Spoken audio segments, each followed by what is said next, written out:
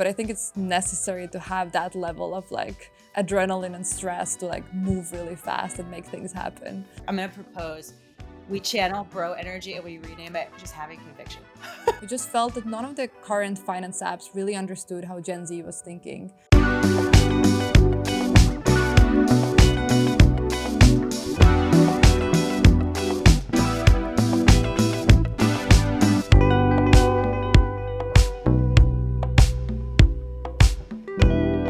Hi, welcome to the Restive Perspective. I'm Peake, a partner at Restive Ventures, and I'm really excited to have Katrin Kaurov here today, who's the CEO of Frich. Here, what we do is we talk about the stories, the backgrounds, and the successes of female CEOs. So, Katrin, do you just want to introduce yourself, introduce Frich, and then we'll get into more about you. Awesome. Thank you, Cameron, so much for having me today. I'm really excited to share my insights. So as Cameron mentioned, I'm the co-founder and CEO of Frich, and Frich is a social community around money that helps Gen Z achieve their life goals. So I'm originally from Estonia, and I actually started my career at the age of 14 as an international fashion model. And when that happened, I basically had to become financially independent at a really early age and manage my income while my agencies were shipping me around the world every 3 months to a new city. And back then, I didn't think of it as passion for fintech or personal finance. I was just thinking how I can figure things out for myself and basically survive in all those big cities as a 14-year-old. And a couple of years later, I noticed that a lot of models were actually struggling with the same issue as everyone's thrown into the industry at such a young age. And I built my first app, which was called Model Club. And it was a social app that helped models save money in big cities. Maybe it was because I was really young and had no idea what I was doing, but the app did incredibly well. We scaled across every major fashion capital within the first year. And for me, that was a huge sign that there is something to be done on a macro level. And so a couple of years later, I built Frich with one of my best friends back in we'd been best friends for 6-7 years before. And we always figured out that money had to be something cool, something social. Like we just felt that none of the current finance apps really understood how Gen Z was thinking. And over time, we started to realize that young people don't really even want to set goals. They just want to make financial decisions and quickly figure out what's the best thing to do with their money. And although we started Frich as a budgeting app, over time, we figured out that people are clueless about every area of money, whether it's how to build credit, it's how to pay back your student loans, how much should you be spending on first date. Like average person worries about money 6 times a day. So we were making actually so many financial decisions and often feel like there's no one to turn to. So at our app, they can have anonymous access into what people exactly like them are doing with their money and then be paired with an actionable solution. So they can come to the app, see how do they compare, make a decision and basically move on with their life. So very, very action-based solution for Gen Z. I want to cover a lot more about Frich, but first I want to go back to the beginning. I mean, have you always been entrepreneurial? Was that a big part of your childhood? Tell us a little bit about that. Yeah, so my dad was an entrepreneur, and he's very self-made.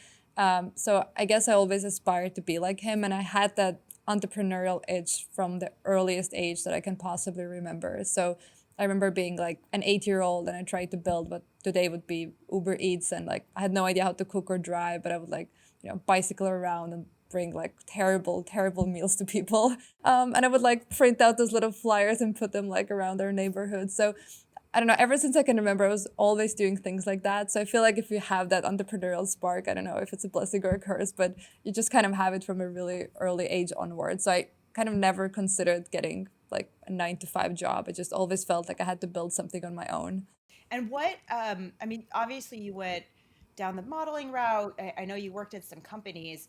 What was that moment when you knew you had to start Frich? I think there were a couple things that were coming together. So definitely modeling, which people don't always make the obvious connection, actually is the best bootcamp to becoming an entrepreneur, right? Because first you're building your own personal brand. Every basically 3 months you're thrown into a new city where you have to build that brand from scratch, which really means that it's almost like taking over new markets or expanding in the startup world. And it's also definitely really intense. You're almost being an athlete, so you have to be very adaptable. You can get a call the night before that tomorrow you're flying to like Sydney or Tokyo. So you have to be super adaptable and like have a super high stress tolerance. So I think I had those skills that really equipped me to building Frich. But the moment when I felt we were ready to do it, it was really very much driven from just kind of seeing the need so clearly and knowing that between me and my co-founder, we had all the skills that it took to build a business, or at least that's what we thought back then. I think thinking back now, we knew nothing a couple of years ago. So it was just a very strong sense that like now was the right time to do it, and we had like gotten enough knowledge. And we did take a couple months before actually starting Frich. We were learning a lot about startups, watching probably every like Y Combinator video out there. So that was when we kind of first slowly started. But the moment when we went full time was actually, I think, probably the scariest thing we've like ever done in our lives. We basically were thrown into an accelerator with MasterCard very accidentally. We put ourselves out on LinkedIn and AngelList before we actually had anything. We just had the name and like some sort of an idea. So I think that was accelerating things a lot for us. And when that accelerator ended, we still actually had no product. We had some sort of a beta that was very primitive. But we just know that if we want to fundraise, we have to go all in. So we gave ourselves a promise that if we get our first check, we're both going to quit everything else and go full time. And that happened, I think, with the first like 25 or 50K check. So back then, like now thinking back, I think it's kind of like a very dumb decision. But Alexandra back then was moving to New York, and we had that 25 or 50K on our bank account. And we were like, okay, we're going to make this happen. So it was very scary, but I think it's necessary to have that level of like adrenaline and stress to like move really fast and make things happen. And I also think, startups are inherently so risky. And so it's such an indication of your ability to just lean into the risk and go for it and kind of take that leap. So it sounds like, you felt you'd always had this entrepreneurial drive. You studied as much as you could to kind of get to that point. You saw the opportunity, you got your first check, and you just that was kind of enough. You said, I'm making the leap. I feel confident enough to do it. And you kind of had that conviction.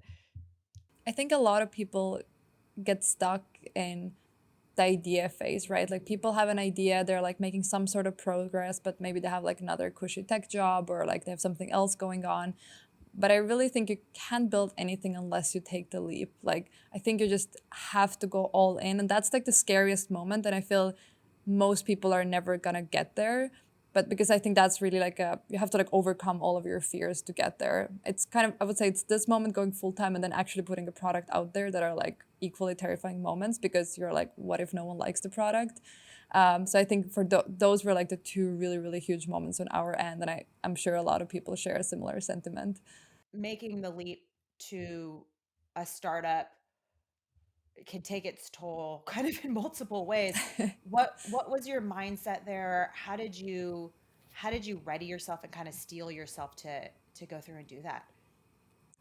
Yeah. So I went full time in May, and I remember like when the new year started in January, and we had like literally just started with even kind of thinking about Fridge. I told to myself that by like June I want to go full time, and I like set myself like a very concrete deadline. I remember even when I mentioned that to my fiance, he was like, "That's sweet, but he's like, maybe you want to be a little more realistic. Like you don't even have anything yet."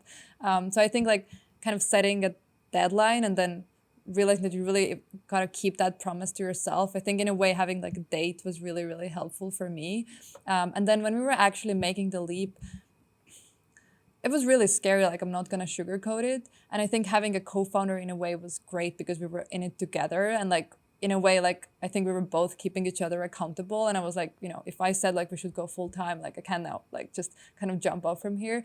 But the second big thing was, even during the time we weren't full time, I really felt I was every day picking up so many new skills.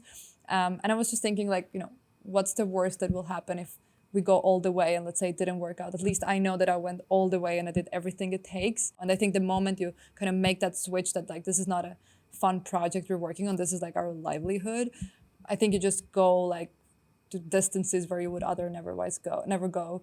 And I think even when it comes to picking up new skills, like you're like, okay, like we gotta like figure out how we're gonna project financials of how we're gonna make 100 millions in 3 years, which I still think it's really silly that investors ask that. And I was like, we haven't even launched yet, but I'm like, okay, I'm gonna figure this out tonight. I feel like, as a founder, I'm like, I'm a CMO, I'm a CFO. Today I went to storage just to bring some boxes for our events. Like I'm doing like 90 people's job, but at the same time I feel I'm getting every day like a new qualification, which is really exciting. And also if I'm thinking the long run, right? Like you're gonna be so rich in different skills and experiences. Can you give listeners examples of, or one example of just what you were like, why did we even try this? And like what Oh one of my those God. big failures was? On the growth side, like, wow, I don't even know where to. We've had like so many things that didn't work out. In the beginning, we were really like bullish on the ambassador program, but we didn't really think how that's going to work. So, what I did, I recruited around 100 ambassadors, and I had like a very simple model in my head how 100 ambassadors will invite 10 friends, and those people will invite 10 friends. Like a pyramid scheme that seemed to make so much sense on paper. And we recruited those 100 people, which I thought was pretty great. But then only 3 showed up for the first call. And I think the 3 of them all invited like a friend. So that was definitely a tough moment for everyone. I was like, what are we going to do? The strategy didn't work. But over time, we pivoted, and the ambassador, strategy is still kind of our bread and butter. But there were just a lot of iterations ahead. And I think the insight you had around customer feedback is really important, because I see a lot of founders say, "Hey, I ran this survey, I talked to some users, I got this feedback, I'm building from here." And so often you only get real, authentic, actionable feedback when users are engaging with a product. And so, one, I know you guys are really scrappy at kind of putting stuff out and having high velocity product where you can actually get feedback, but I think that extrapolates to anyone. Like you get the best feedback through true interaction. So you guys have done a great job of that.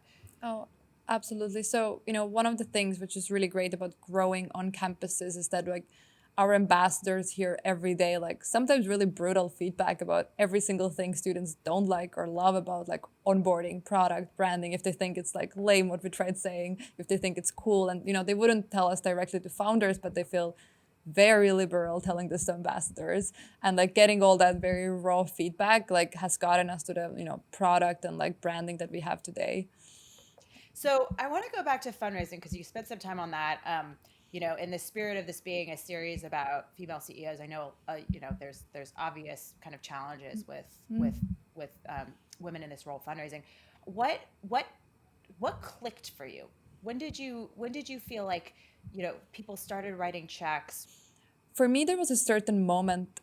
Actually, it was funny because it was like last summer. So after I had raised the pre-seed, because pre-seed in a way, it's you can raise it a lot on kind of the hype, and I think we were in a new space that no one had done before. But there was a certain moment when I was like, wow, we really understand our customer, and I recognized that not every VC or investor knows everything. And that was like a moment of confidence when I was like, okay, we do that every day. We've done this now for like a year full time. Like I know exactly like what the customers want. And then after that point, kind of the monetization started falling in place as well. And there was just a level of confidence that came with whenever someone was pushing back on like our monetization or our, like product roadmap, and just having that confidence to push back and say like, hey, I genuinely think I'm an expert in this field and I know better than you. And being kind of a little more like tough in that front was really helpful. And actually, that's when the checks started coming in as well. So that was a huge learning, that you don't always have to agree with investor feedback. Like you actually get respect when you push back. Yeah, I think conviction in this field is so important, because you're going to get contradictory feedback from every other person you talk to, and like the only thing that's constant is your conviction, and obviously you need to listen to feedback and kind of iterate from there. But I think that's one, super important, and two, I mean, this industry is so hype driven, and so I really appreciate, especially your effort to say like, this is not true to our brand, this is not true to our customer base, and just kind of stick by it. You could have had some easy money, but it would have been caught up in a hype cycle that has now kind of died down. So Yeah. And I think actually another thing as well is, early on, it really is about the founders and the team where people are investing, because you're going to go through like 90 pivots. So learning like what is your superpower, and I have to say like Restive Ventures really helped me with getting that story right. There were even a lot of things that I didn't think about in my past, which actually tie really well into the founder's story. So I would say, let's say if you've been like an athlete or a model, like you can definitely frame that story in the right way. Coming in general from any other industry that's not fintech, if you're trying to build in fintech, I think it's a superpower, right? Because you see things differently than someone who's worked in like private equity for 20 years can never see, they can't relate with an average customer. So I would say just learning like to really nail down that founder story and like really thinking like what are your actual superpowers, like what's the real story here, like that makes I think such a huge difference, especially in the early stage. Let's dive into that. I mean, tell us about your one or two superpowers, kind of how you've used them, both in the early days when you were thinking about making the jump, and then through to now, and just how you pulled them out. Yeah, I definitely think one of the superpowers is just thinking differently, because everyone in our team is basically, they came either from like TikTok or they came from like branding or like influencer agencies. So we see things very differently than most fintech founders and fintech teams out there do. Like we realized from day one how important branding is and like making money cool and like never using a word even like budgeting or finance, right? Just using like, Frich stands for effing rich. And like that's kind of what we preach on campuses. And that's a very easy thing for a college student to understand. So that was definitely one of the things. I would say the second thing is, and that's person from my modeling background, like as a model you have to figure a lot of stuff out, like you're thrown as like a 15-year-old in Tokyo, you don't speak the local language, you have to meet clients and make them like you and just figure it out. And startup is a lot about figuring things out. Like there is never a day when I feel like we have it all figured out. Like whenever you figure something out, like new things come up. And I think as a founder, just I see a lot of people who maybe come from like a more corporate background, and you're not used to it because you're used to someone handing you the tasks and kind of like a timeline.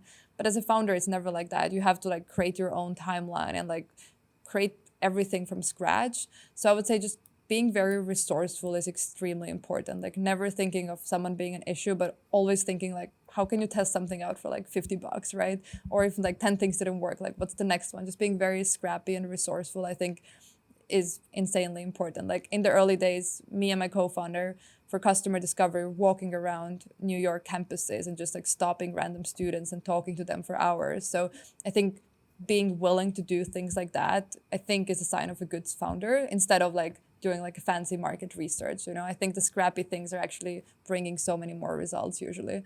And I still remember you talking one time about how you just stapled QR codes up in Brooklyn, like as a way to garner. And I love it. It's such a good example of just being scrappy and using brand, right? Um, I think you have this amazing superpower on tenacity too, which, I think is often an unsung hero with successful founders. It's just how can you push through walls and keep going even when things feel really hard. And I think you've done an amazing job at leveraging that as well, which probably comes from your childhood roots and seeing your dad do the same thing. Yeah. I imagine it's probably built into you. Um, well, let's talk about kind of the future of Frich. I mean, where do you see the company going? What are you excited to unlock in the future? What should listeners and viewers be on the lookout for with Frich in the future? Yeah, so a couple of things. So as I mentioned, we moved from the element of, people setting goals with friends to like a community as a whole, and just being able to have answers to all questions around money with people similar to you. So let's say you're someone who just is about to graduate from NYU. You don't really care what exactly your friends are doing, but you care, let's say if you're in scholarship, what are other people who are about to graduate from NYU who are in scholarships, like what are they doing? How are they dealing with their money issues? And so I want to make sure that Fridge can answer all of those questions, both first, like kind of give that comfort that you're not alone in your money issues and see that there are other people in the same boat with you.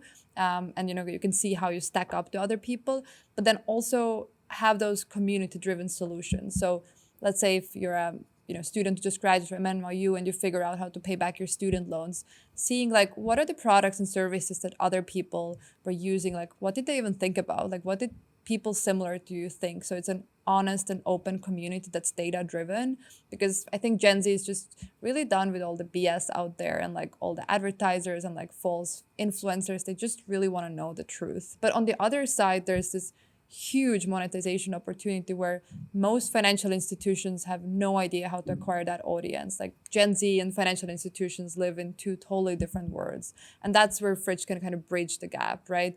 Like first we can give insights how our users actually think, because we know how Gen Z thinks better than they do about money. And then second, we're sitting on top of so much data.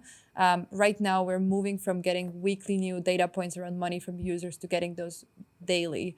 So the system we set up is essentially that users need to share their data to see how they compare to other people. So we tap into curiosity to get those data points out from there. And from there, we can package it and share those insights with financial institutions so they can actually understand the demographic and create better offerings for that demographic. I mean, you've been really successful at partnering with brands that these users really care about. Do you want to talk through that quickly and just what that future might look like too? Sure. So, as I mentioned before, one of the things we figured out was that money is not just about picking a credit card or paying back a loan. Money is like, how much should I spend on flowers for my girlfriend? Like, how much is normal to spend for a haircut, right? Like, what money should I have saved up at this age? Like, money is really in all those like tiny daily questions that people have. And the advertisers that are suitable for those buckets are actually totally different, and they don't need to be banks. They can be dating apps, right? They can be influencer agencies, like side hustle platforms. They're really unlimited amount of advertisers that we can work with, because all of those advertisers are trying to get in front of Gen Zers. So to bring you an example, we're currently finalizing a really big partnership with a dating app who wants to expand more of their reach for Gen Zers. And we're creating a hub together where basically users can see like, what's normal to spend on first date, like who should be the one paying, like all those awkward money questions. And we partner up with that dating company on that. So that, helps us to do two things. Obviously, it's a new monetization stream, but I think most important, it keeps the app cool and like fun for users. So they see that Frich is partnering with like, I don't know, Alo Yoga, Bumble, like, apps that are considered really cool, not like, I don't want to name any names, but like any kind of bigger corporation out there. And so, just to round things out, what advice do you have for women who may be contemplating going into the CEO seat, maybe contemplating leaving their job, leaving whatever they're doing, and doing a startup? What should they know? I got quite a few ideas actually here.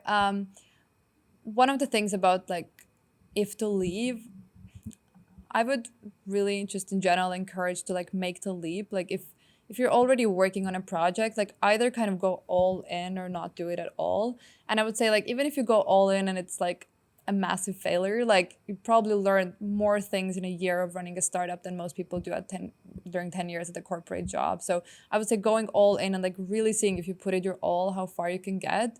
I think that's definitely one thing about making the leap. But then once it becomes actually being the CEO, and often when they're co-founders, there's also the discussion who's going to be a CEO. One of the things that I didn't know is that a CEO spends so much time actually on like dealing with like, finding capital, right? Like then like managing investors. Like I honestly didn't think that this takes such a big part of the job. So I would say like being like ready for it is really important. Like it's not just like a fancy title, like actually are gonna carry that massive weight if you're gonna make payroll. And like I think that comes with a lot of big responsibilities, but also like you're gonna be the face of the company. So there are both like pros and cons. And when it comes to actually fundraising, so a couple things that I learned. One is I wish that I had a network before I started fundraising. Like I was really building my network basically from scratch. Like when I started fundraising, I was literally like, okay, like where do I meet investor number one? So I would say meeting those people before, like maybe it's like founders who know a lot of investors, or thinking like who could be people that you have like genuine good relationships who are like champions for you before you go out and raise, or before you go and like become a full-time founder. And I would say people often see like those networking events as very like transactional, like, oh, I meet an investor, I pitch my app to them, but that's not how it really works. Like building genuine relationships is like making favors to other people, right? Like building real friendships, like people who actually believe in you, and that doesn't happen overnight. Then I would say it's never too early to do that. And then I think last piece of advice, like when you're actually out there racing, is you just really have to be very confident and almost put like your bro pants on, not being afraid to go all in with like your confidence and conviction. I think that just kind of makes all the difference. I agree. And I think here I'm going to propose we channel bro energy and we rename it just having conviction. Yeah. Because I feel like one, it's more accessible, but two, again, I totally agree how important it is. And I think having a successful company really starts here with you being really true to yourself and knowing what you want to build, and then it emanates outward. But I don't want the bros to capture that term. Yeah, no, no, no. That's gonna be strong feminine energy. Yeah, I think my team always makes kind of fun of me because I'm very soft with my team and I'm like almost like motherly with them. And then when I'm getting on those like calls with partners or investors, it's like a total like mood change. But yeah, definitely not the label bro energy. Strong female conviction and energy, I think, is a good way to put it. Love it. Anything else I didn't ask that you think would be good to communicate? Um, I kind of just feel like people don't speak enough how tough actually fundraising is. Yeah. And I feel like when you're doing it, it's like it's really important to like reach out to like other founders because probably most of your friends and family, if they haven't done it, they don't really understand like how tough it can be. So like having people to kind of share what's actually going on, like just kind of like take some weight off your shoulders. It's really, really important because I had no idea that fundraising will be that tough, that it means speaking to like 50, 60, 70 people and it's almost like going on a first date. So I would say like having that strong like support network of other founders, for me it has been actually mainly female founders because we have had some similar struggles, similar wins, has been incredibly helpful. I honestly don't think I would have like made it through the craziness of last year without that. Yeah, and I think even outside of founder, I mean, I still maintain that being a founder is probably the loneliest job out there. And even if you have a co-founder that's amazing, I mean, certain days you're going to want to quit. And you're not going to want to tell your co-founder and demoralize them, but having that network to just like let loose and say that to, I think is really powerful. Well, Katrin, thank you so much for sharing your story. I know so many people are going to be inspired. So congrats on what you've achieved so far and look forward to seeing where Frich goes in the future. Awesome. Thank you so much for having me. Thanks for watching the show today. For more information, go to restive.com/blog. Check out the show notes. And if you'd like to see future episodes, subscribe on YouTube. Thanks.